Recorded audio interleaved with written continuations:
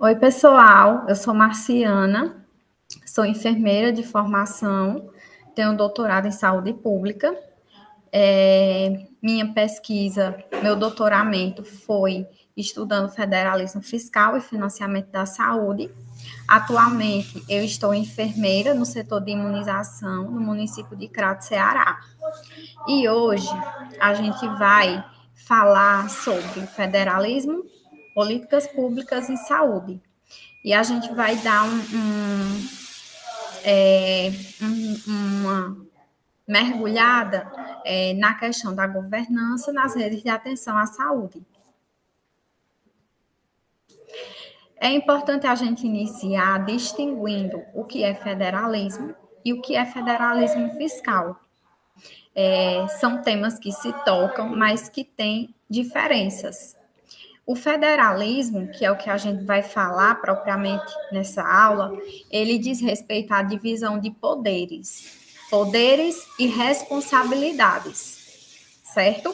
E essa divisão, ela é definida em mecanismos constitucionais e envolve a construção de pactos de repartição entre os poderes e abrange a forma como o Estado se organiza, certo? E como o Estado se divide. Então, a gente, pegando o nosso caso brasileiro, a gente tem um Estado que se organiza em 3 níveis de federalismo. A gente tem o município, o Estado e a União. Quando a gente fala de federalismo fiscal, a gente fala de qual ente é responsável pela arrecadação de cada tributo e de qual ente deve ofertar cada um dos serviços públicos, certo?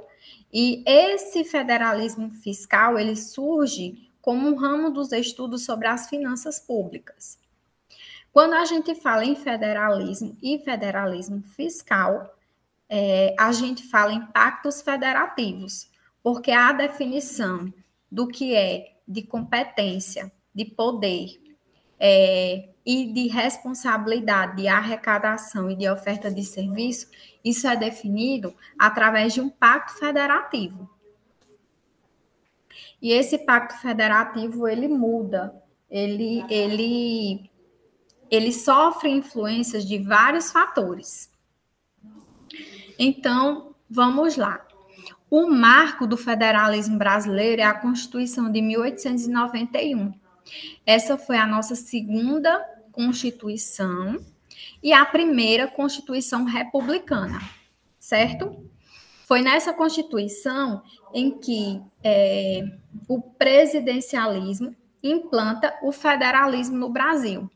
É a partir dessa Constituição que o Estado brasileiro assume como política federativa o federalismo. Ao longo dessa Constituição, desde a sua promulgação, a gente teve diferentes momentos que o Estado brasileiro passou. E esses momentos, eles oscilaram entre momentos de centralização e descentralização. E esses momentos de centralização, eles coincidiram com os regimes autoritários que o Brasil experimentou ao longo de sua história, certo? E os processos, os momentos de descentralização coincidem, né, de forma oposta, com a retomada da democracia, dos processos democráticos. É importante a gente fazer um breve histórico sobre o modelo federativo no Brasil e como esse modelo federativo, já que a gente está falando de saúde também, repercute na saúde, certo? Então, vamos lá. Quando a gente pega a Primeira República, que coincide com a promulgação da Constituição de 91, e essa Primeira República, ela inicia em 89 até 1930, a gente tem no cenário nacional o grande marco das doenças endêmicas e dos problemas sanitários, né? E havia um auxílio aos estados para ações de saúde e saneamento, e havia uma grande expansão do poder da União. Então, a União, ela começa a se estruturar como tal nesse contexto da Primeira República. E o olhar para as ações de saúde era voltado para as questões das doenças endêmicas e dos problemas sanitários vivenciados na época, muito relacionados às questões de agroexportação, certo? Quando a gente vem para a época de 1930 a 1964, a gente tem a política de saúde, ela sendo dividida, a execução dessa política sendo dividida por dois ministérios, certo? O Ministério de Educação e Saúde Pública e o Ministério de Trabalho. Então, o Ministério de Trabalho, ele realizava assistência médica e previdenciária, essa assistência sendo voltada aos assalariados urbanos. Então, quem não era assalariado não tinha nenhuma assistência, nem previdenciária, nem médica. E o Ministério de Educação e Saúde Pública tinha uma atuação mais voltada à saúde como um bem público e atuava para a população fora do meio urbano, para a população rural, certo? E havia uma interlocução muito incipiente ainda entre o poder federal e o poder loco-regional, muito mais os estados. Os municípios, eles não tinham uma participação estruturada nesse cenário ainda. Quando a gente vem para a época de 1964 até meados dos anos 80, você tem a União exercendo um poder financeiro e normatizador. E aqui a gente tem a época da ditadura, certo? Esse período coincide com a ditadura militar.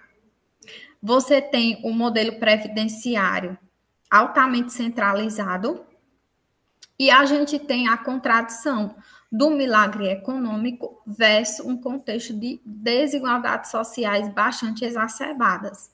Então, a gente tem uma diferença muito grande entre Norte e Nordeste e os estados do Sul, Sudeste, Centro-Oeste, né? Sul e Sudeste principalmente.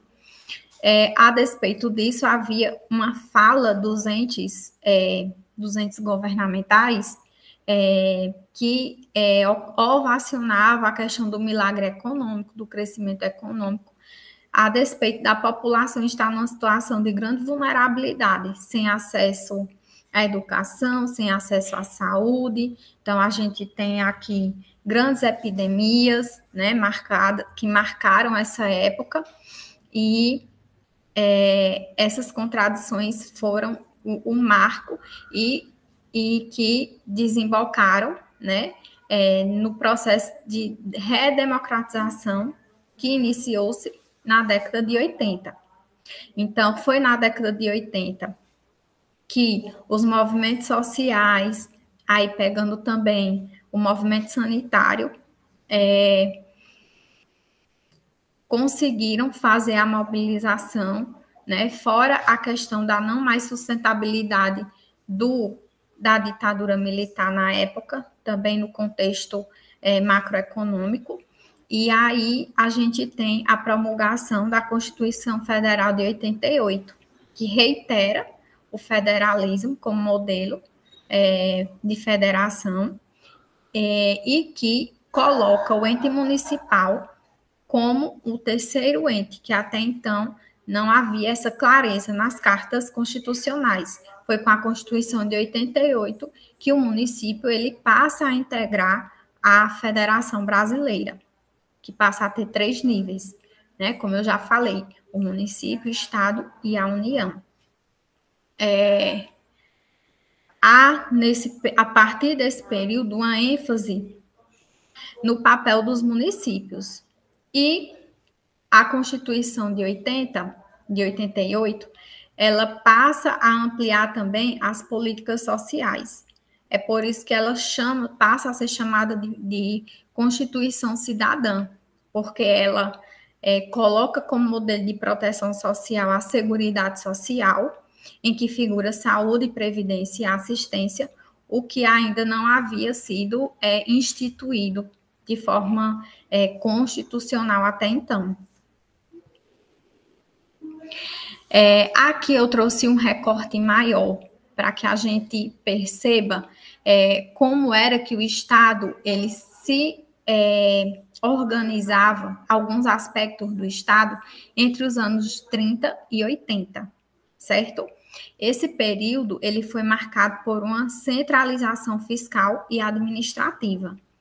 Então, a União ela tinha um papel não só de regulador, mas também como de executor.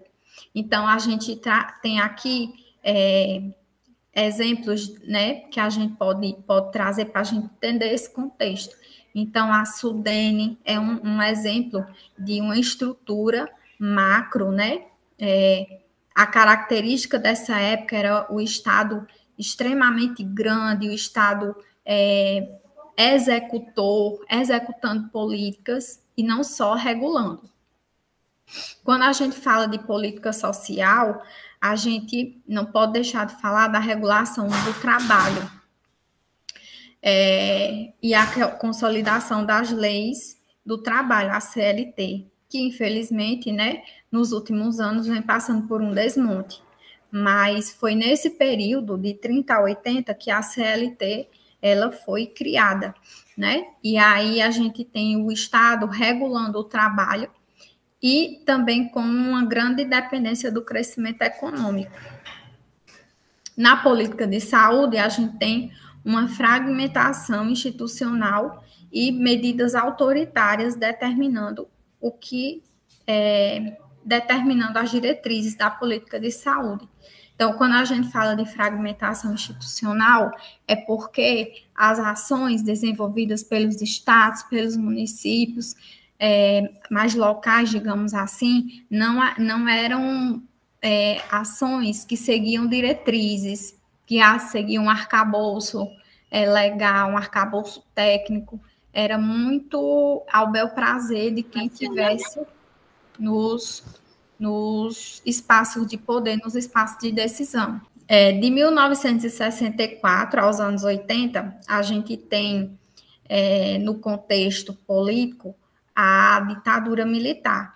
Então, esse período ele coincide com a ditadura militar brasileira e a União ela assume um poder ainda maior no que concerne a questão financeira e normatizadora, certo?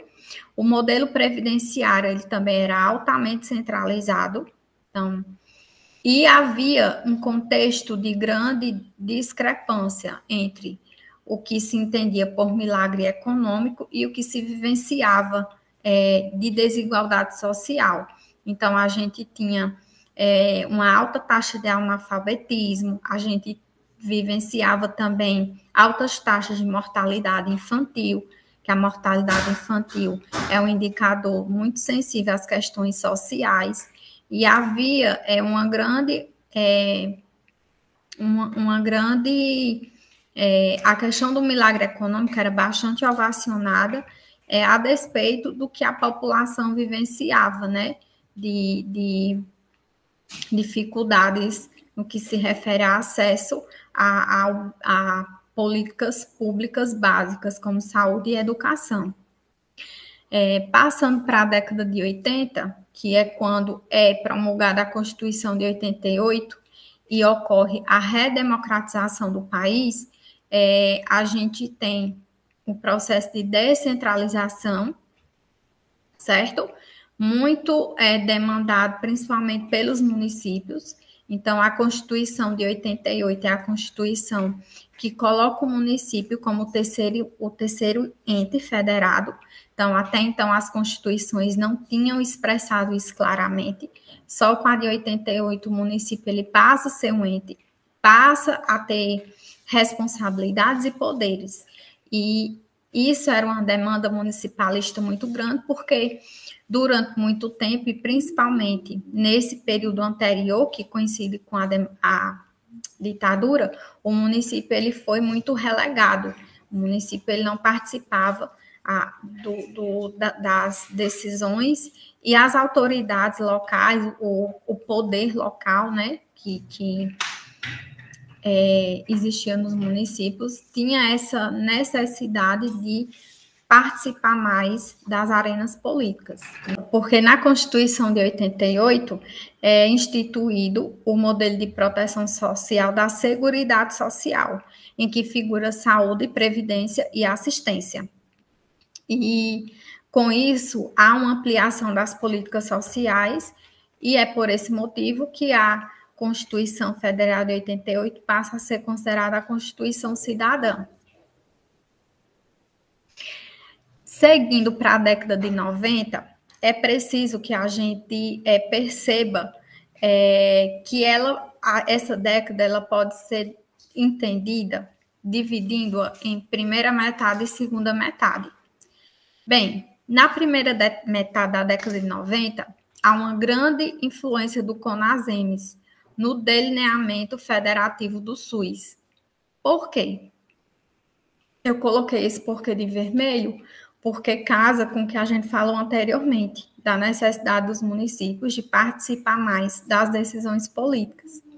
Então, com a criação do SUS, foram criadas grandes responsabilidades e papéis que até então não eram claros e passam, com a criação do SUS, a ser mais claros, né?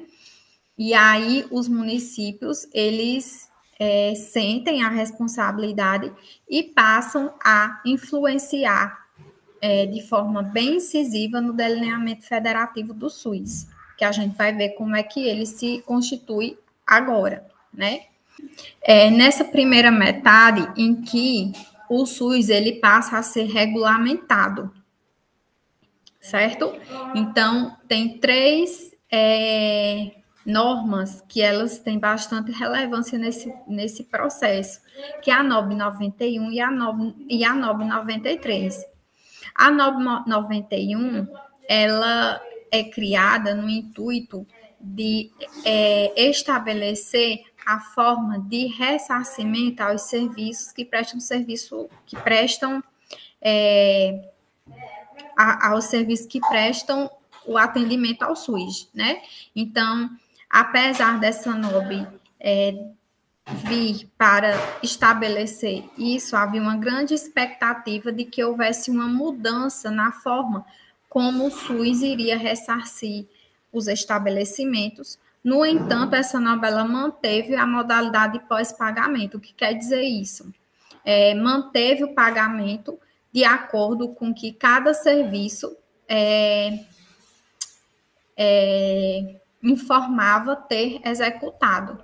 Então, o SUS continuava pagando nos mesmos moldes que o INAMPS pagava, que era diretamente aos serviços, aos estabelecimentos de saúde, sem passar pelos municípios, certo? Então, aqui o município, ele ainda ficou à margem, ainda não existia os fundos de saúde. Então, a NOB 91 manteve essa modalidade de pós-pagamento, ou seja, de acordo com que cada estabelecimento informava ter executado, e o pagamento era feito diretamente do Ministério para os estabelecimentos. Com a NOB 93, foram criadas a segunda e a terceira instâncias do SUS e as modalidades de gestão. Ou seja, a NOB 93 traz para a questão do federalismo da saúde o papel da instância municipal e o papel da instância estadual, que até então havia o quê? O repasse de recursos, um exemplo, exemplificando, né? O repasse do recurso do Ministério diretamente para os estabelecimentos. Com a NOB 93, cria-se a instância estadual e municipal e cria-se as modalidades de gestão, certo? Dentro desses estados e municípios. E aí, essa NOB, ela criou uma possibilidade de que houvesse uma interlocução mais direta entre União e municípios, sem a intermediação dos estados. E isso foi muito determinante para os papéis que os municípios assumiram de grandes protagonistas nessa primeira e também na segunda metade da década de 90. o papel dos estados ficou meio que não muito claro nesse contexto de regulamentação do Sistema Único de Saúde, certo? Na segunda metade da década de 90, a gente tem a criação da NOB 96, Norma Operacional Básica, e cria-se um novo modelo assistencial, em que é colocada a atenção básica, né? Dado ênfase à atenção básica, colocando o Programa de Saúde da Família como grande protagonista. Essa NOB cria o PAB fixo e o PAB variável, piso da atenção básica, e nessa NOB há uma grande ênfase nas regiões Norte e Nordeste, assumindo que havia uma desigualdade grande entre essas regiões e as demais regiões do país. Então, essa NOB, ela assume e cria alguns mecanismos de correção dessas desigualdades. Essa NOB, ela aborda a vigilância sanitária e epidemiológica, certo? Além da assistência. Então, isso é muito inovador no contexto brasileiro, porque as questões da vigilância sanitária e epidemiológica eram muito dispersas. E essa NOB, ela traz uma diretriz para a realização da vigilância. E resgata, nessa segunda metade, o papel federativo dos estados na política de saúde. Então, na primeira metade, a gente tem o estado mais apagado desse processo, e na segunda metade, há um resgate do papel do estado no que diz respeito à política de saúde, que na primeira metade da década havia uma interlocução muito grande entre União e município, e o estado ficava mais deslocado disso. Na segunda metade, o estado ele passa, né, a ser chamado para as suas responsabilidades. Ainda falando sobre os anos 90, a criação do SUS e o que define a Constituição Federal de 88 define também o processo de reforma do Estado. Então, a gente tinha um Estado que, no que se refere, olhando para a política de saúde, né, era um Estado muito centralizado, muito centralizador na União, não havia diretrizes nem divisão de responsabilidades claras entre Estado e município. O município nem sequer era um ente, né, federado, e aí, com a Constituição de 88, esse município ele passa a figurar como um ente federativo. E a Constituição de 88 assinala que o federalismo a ser desempenhado pelo Brasil é um federalismo cooperativo, certo? Em que deve ocorrer um processo de cooperação entre esses entes para o bem comum e para dirimir essas desigualdades que existiam existiam e ainda permanecem, né, no território nacional. Essa Constituição de 88, ela também prezava pela autonomia fiscal e administrativa dos estados e municípios.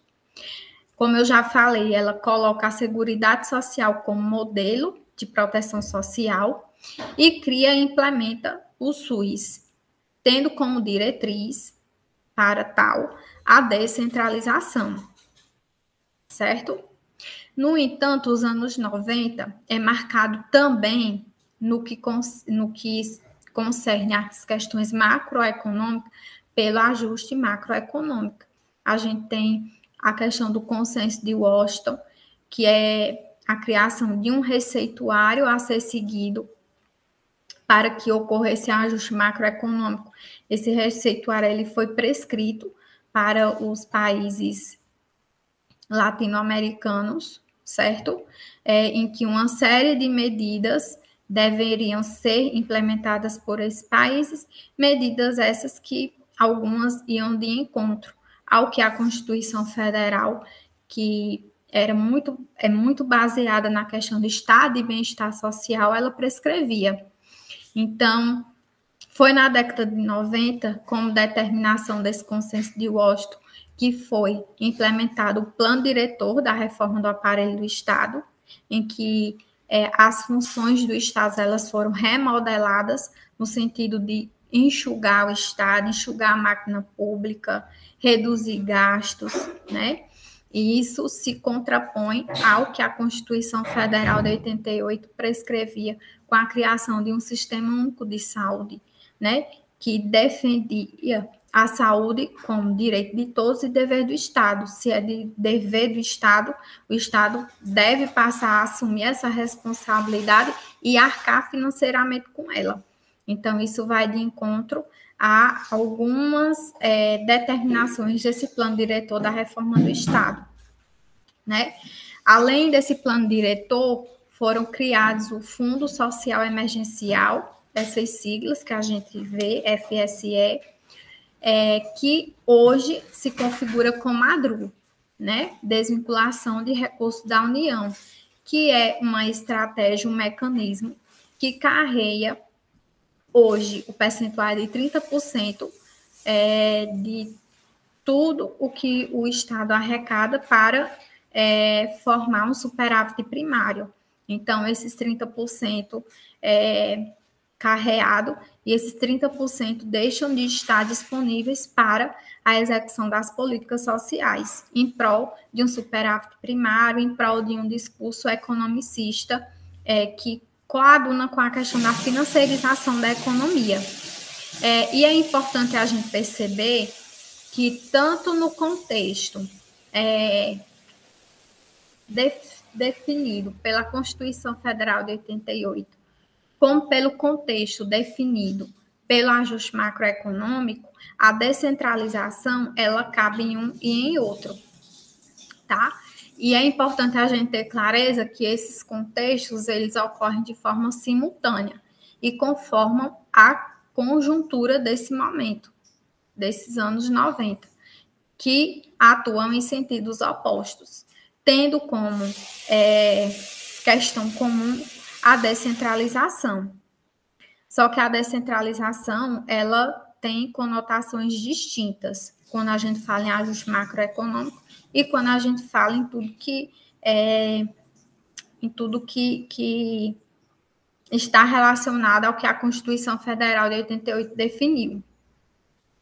Ou seja, a gente pode dizer que havia, em torno do termo descentralização, um consenso virtual, um consenso político e ideológico virtual. A descentralização, ela era um consenso para os sanitaristas, para os municipalistas, para os neoliberais e para os sociais-democratas. Mas para cada um desses atores, o conceito de descentralização ele tinha uma conotação distinta. Então, para o sanitarista, descentralizar significava ampliar acesso. Para os municipalistas, descentralizar significava a participação deles nas decisões. Para os neoliberais, descentralizar significava reduzir as responsabilidades do nível central e descentralizar essas responsabilidades para os demais níveis. E para os sociais-democratas, era o entendimento de que a descentralização permitia que os atores locais pudessem definir com mais clareza as questões de acordo com as suas necessidades, de acordo com as necessidades locais. Então, a gente observa que é um consenso virtual, porque para esses atores havia diferentes conotações para a descentralização, e que, em alguns aspectos, essas conotações, elas se confrontavam, elas iam em sentidos opostos. Bem, com a Constituição de 88 e a criação do SUS, a gente tem algumas mudanças, né, no que se refere à descentralização político-administrativa. Então, a gente tem a transferência de servidores públicos do nível federal para estados e municípios, né? Porque a gente tem a extinção do INAMPES, os hospitais eles passam a ser municipalizados. A gente tem também a transferência de responsabilidades e atribuições para esses entes municipais e para os estados. Então, a gente tem a criação das secretarias de saúde, que antes não existiam. Antes do SUS não havia as secretarias municipais e estaduais de saúde. A gente tem também a transferência de recursos financeiros para esses entes. Então, com a Constituição de 88, né, e toda a legislação infraconstitucional, que cria-se os fundos de saúde e as transferências passam a ser fundo a fundo. Então, antes, o Ministério, o INAMPES, ele custeava os atendimentos, pagando diretamente aos prestadores, aos serviços, né? Com a criação do SUS, esse pagamento ele passa a ser feito pelo ente local, seja o município, seja o estado, através do recurso transferido fundo a fundo da União para esses entes, certo? Há uma transferência de poder sobre a política de saúde, né? Essa transferência de poder sobre a política de saúde, eu coloquei uma pergunta aqui, para quem? Porque essa transferência de poder, ela é um pouco, digamos assim, dúbia, porque o ente federal, ele continua sendo regulador, né? Então, as diretrizes gerais são, e é importante que devam ser definidas pelo governo federal na figura do Ministério da Saúde.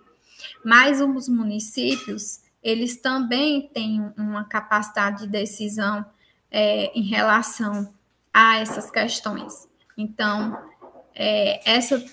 embora a União, na figura do Ministério, ainda seja o grande regulador da política de saúde e determinante das diretrizes, mas os estados e os municípios também têm uma participação nessas decisões e gozam de certa autonomia. Então, um exemplo claro disso eu estou atuando agora no estado do Ceará, e o estado do Ceará, ele antecipou, por exemplo, a campanha de influenza, considerando o cenário epidemiológico do estado. Então, o estado acompanhando os indicadores de internamento, ele percebeu que estava havendo um aumento nos casos de internação por síndromes gripais, por síndromes respiratórias agudas graves, né? E havia também um aumento nas notificações de síndrome gripal.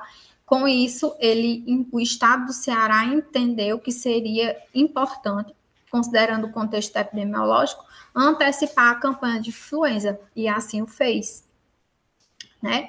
Então, é importante a gente perceber essas nuances, que apesar do Estado, do Ministério da Saúde, definir e dar as diretrizes, os estados e os municípios ainda têm essa possibilidade de, com base no seu cenário local, com base nos seus dados, tomar decisões que não vão de encontro, mas que se adequam às suas necessidades, né?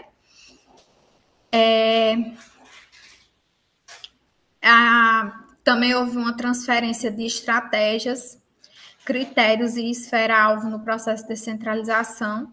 Então, todos esses documentos, as normas operacionais básicas, as normas operacionais de assistência à saúde, o Pacto pela Saúde, o Decreto 7508, que cria o COAP, a PEGAS. Então, todos esses instrumentos, eles foram importantes para a questão do delineamento dos papéis e das responsabilidades dentro do SUS, né?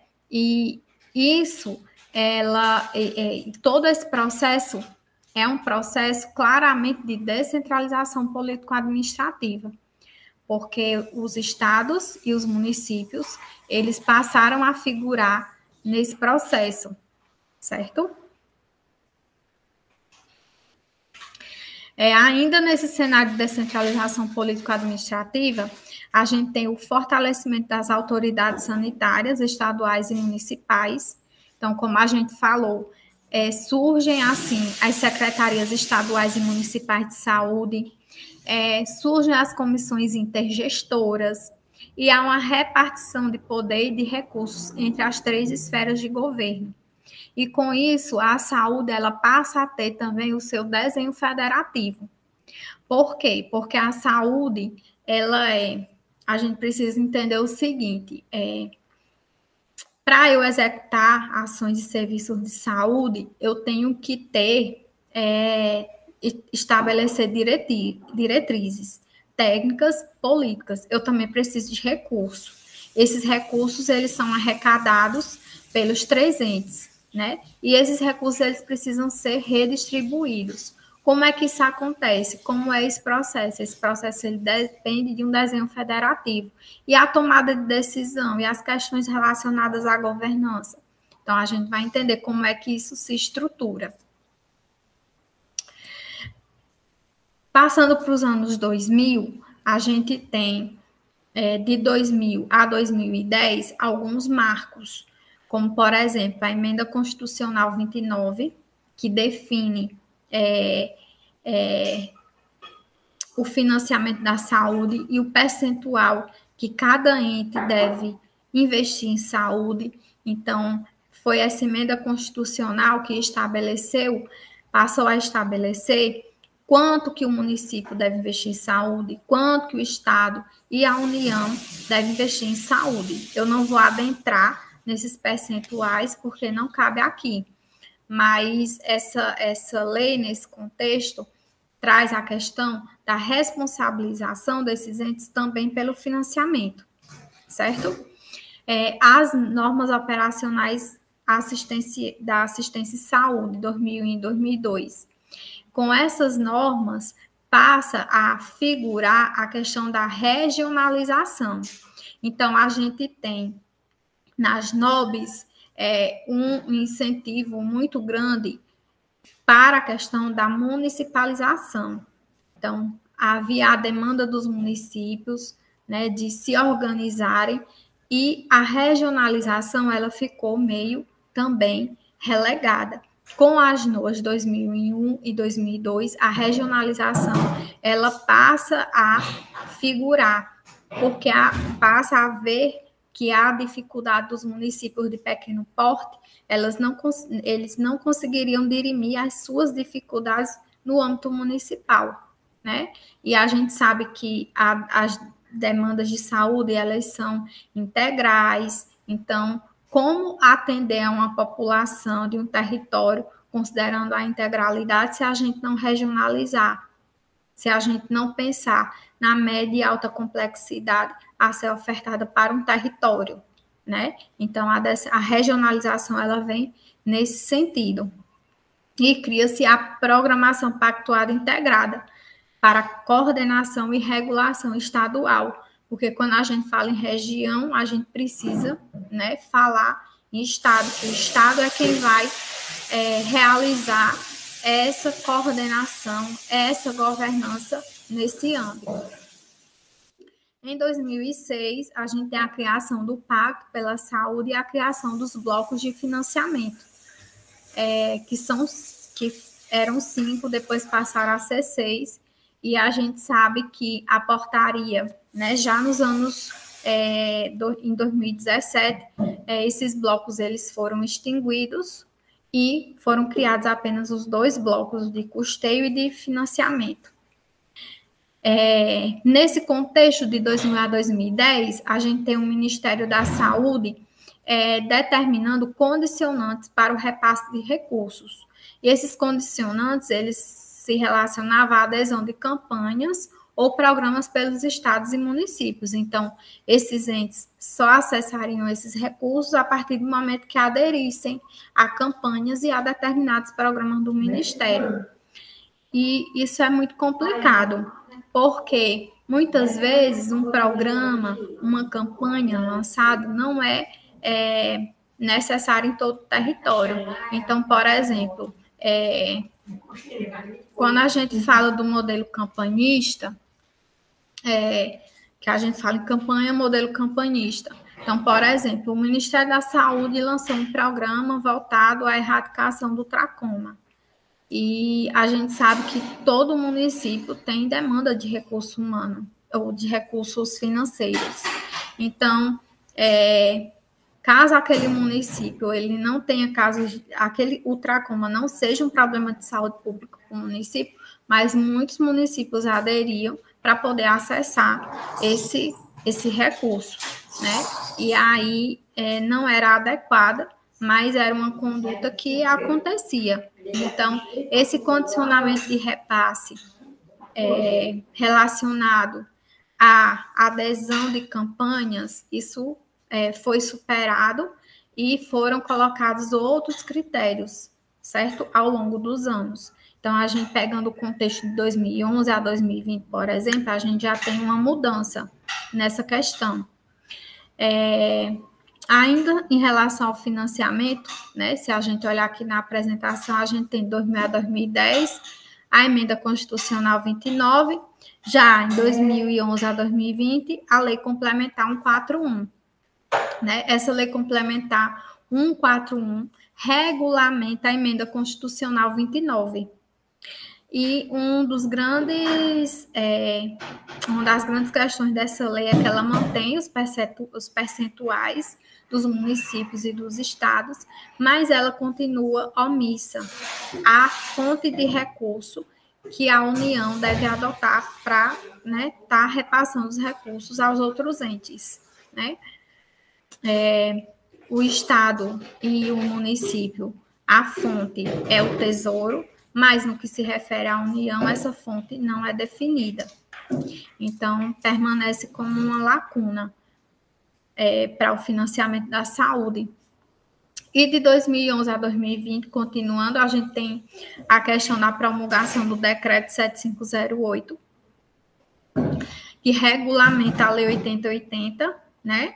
Aí você tem a criação do COAP, das redes de atenção à saúde, e a gente tem as mudanças relacionadas ao financiamento da saúde nesse período.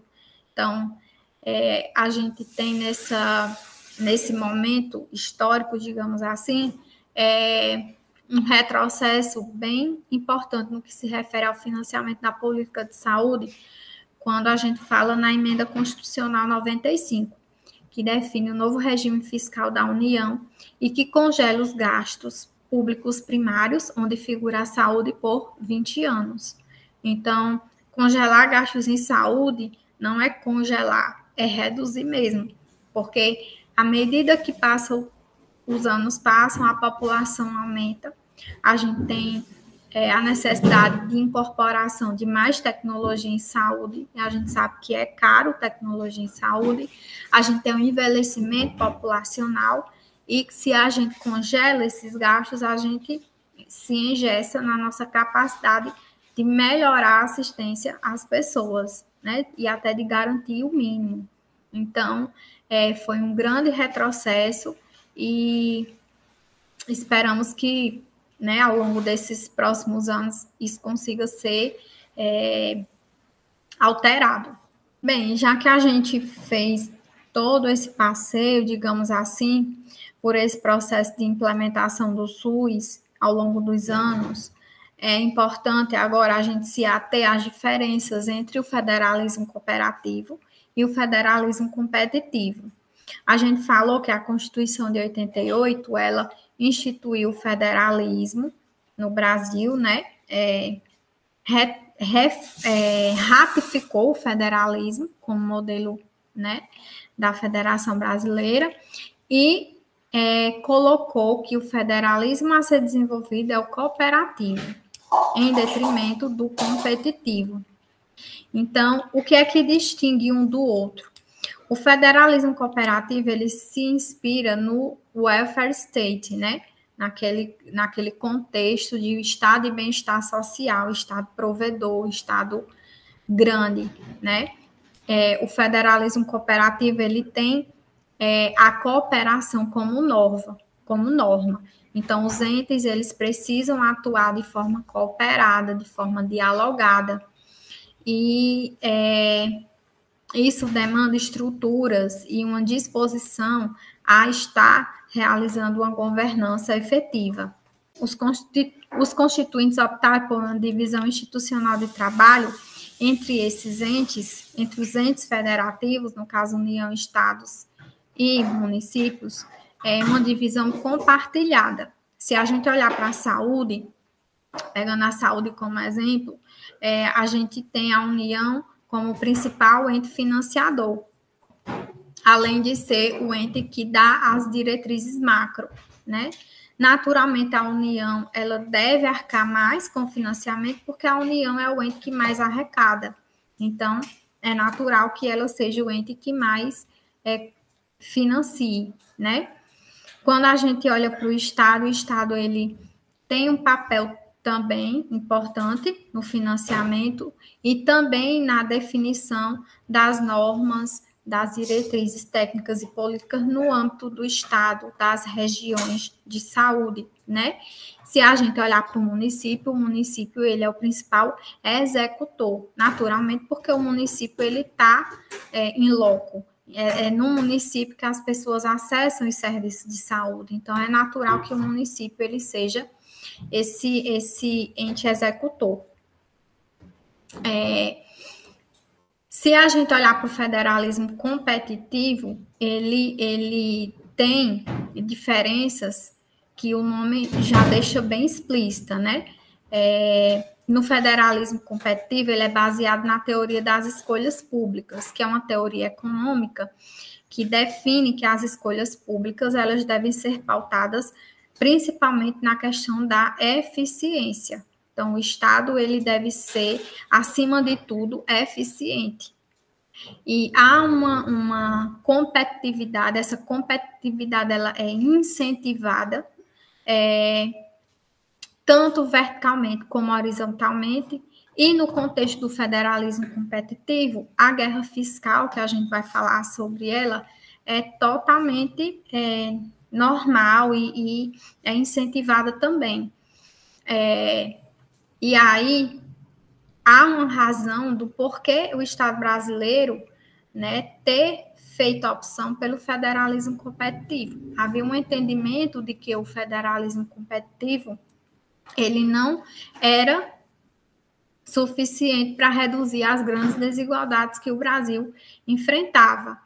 E, com isso, o federalismo competitivo foi a escolha teórica, porque a gente sabe que, na prática, esse federalismo cooperativo ele não tem se efetivado. Existem muitos gargalos para a sua efetivação. Então, por exemplo, os desequilíbrios verticais. Esses desequilíbrios verticais, eles persistem. Então, o que é um desequilíbrio vertical? São as diferenças, são as desigualdades entre as esferas de distintos níveis. Então, por exemplo, a concentração de tributos no ente federal, em contraposição à necessidade de gasto dos entes subnacionais, né? Então, se a gente for... Vamos tentar entender isso de forma mais clara. Veja, desde a criação do SUS, houve uma descentralização muito grande de responsabilidades. Antes, a União, ela executava as principais ações e serviços de saúde. Com a criação do SUS, houve uma descentralização. Então, por exemplo, os hospitais federais, muitos deles foram municipalizados, certo? A União, ela permanece sendo o ente que mais contribui para o financiamento do SUS, mas essa contribuição, ela não tem sido proporcional ao que a União arrecada. Quando a gente olha para os percentuais que a União, que os estados e que os municípios investem, a gente tem uma redução nos percentuais da União, e um crescimento nos percentuais de investimento dos estados e dos municípios, certo? E isso não não é suficiente para a redução dessas desigualdades. A União, ela precisa continuar com o papel dela de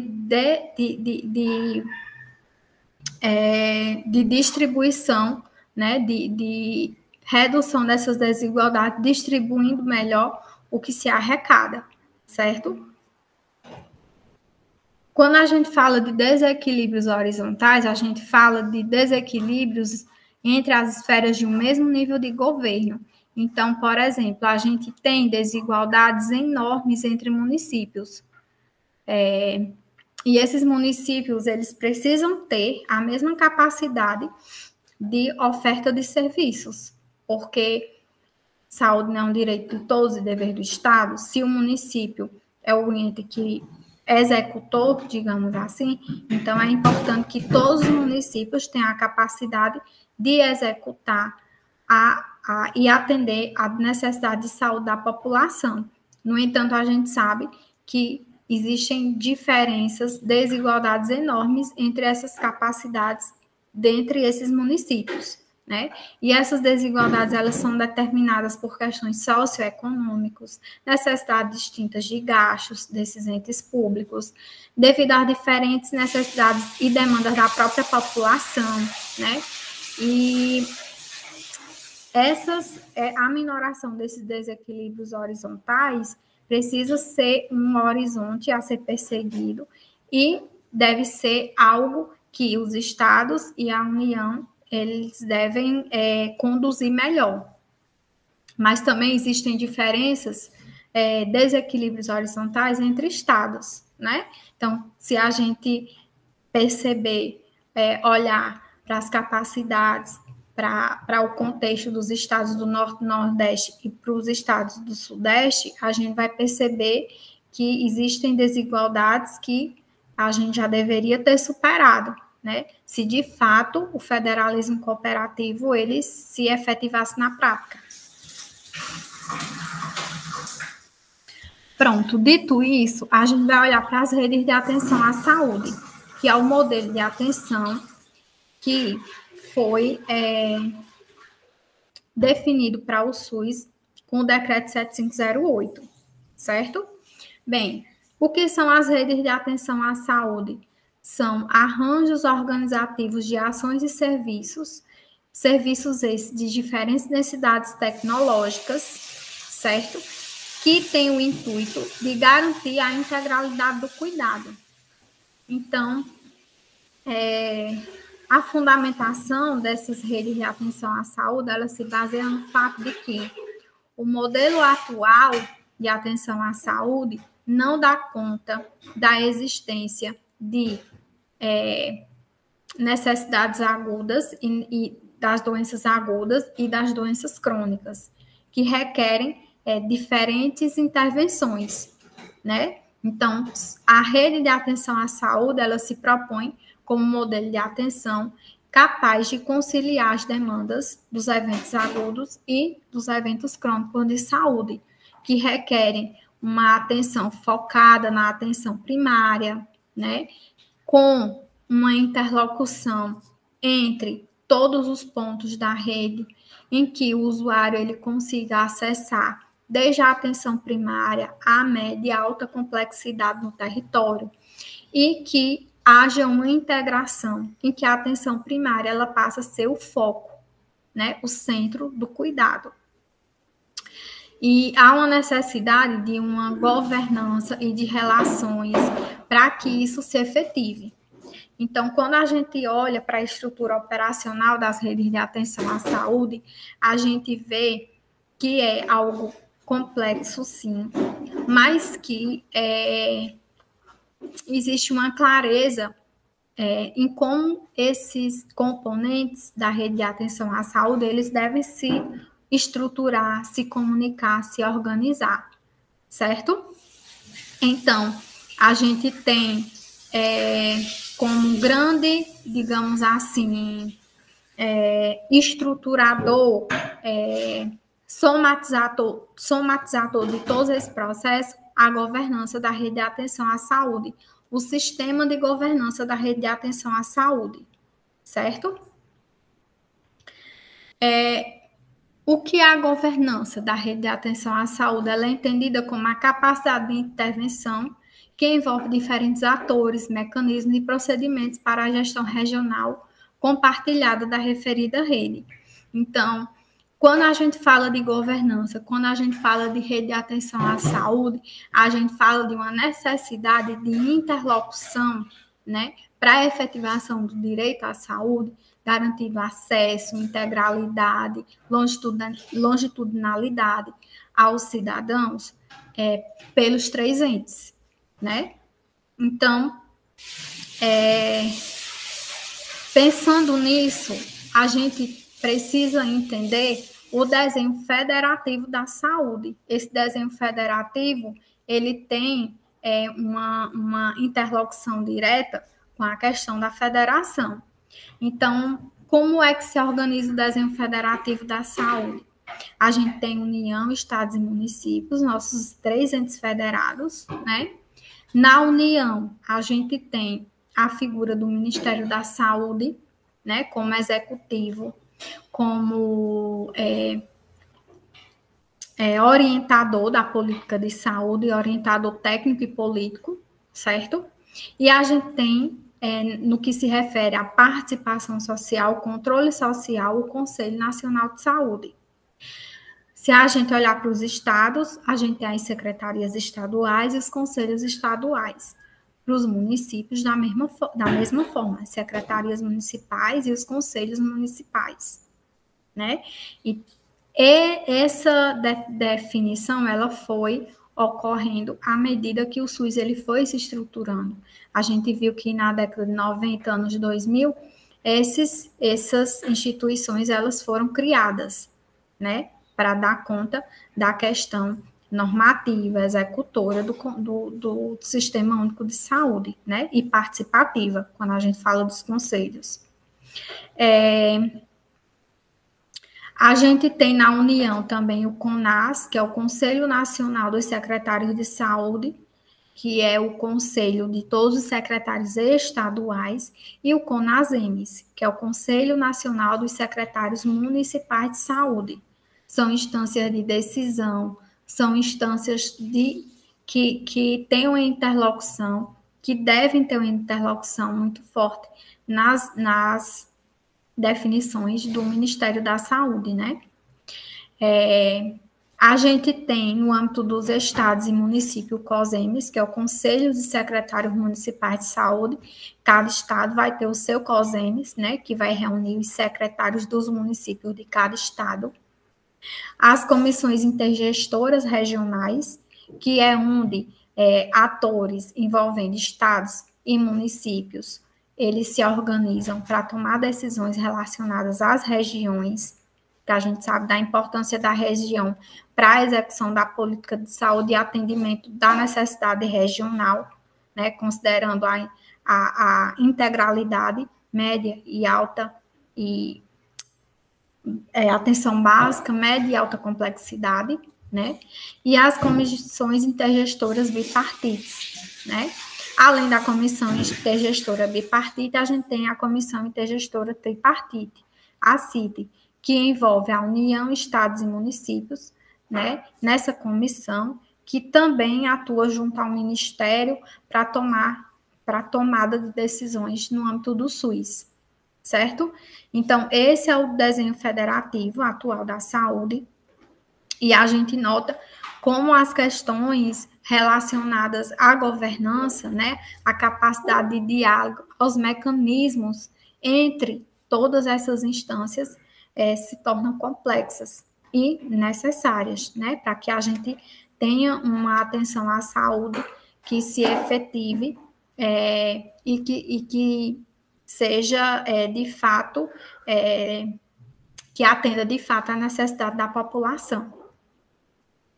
Ainda considerando o desenho federativo da saúde, a gente pode pensar nas atribuições e financiamento, né? Quando a gente fala em federalismo, a gente não toca na questão do que é responsabilidade, poder e quem financia, quem arrecada, né? Então, vamos lá.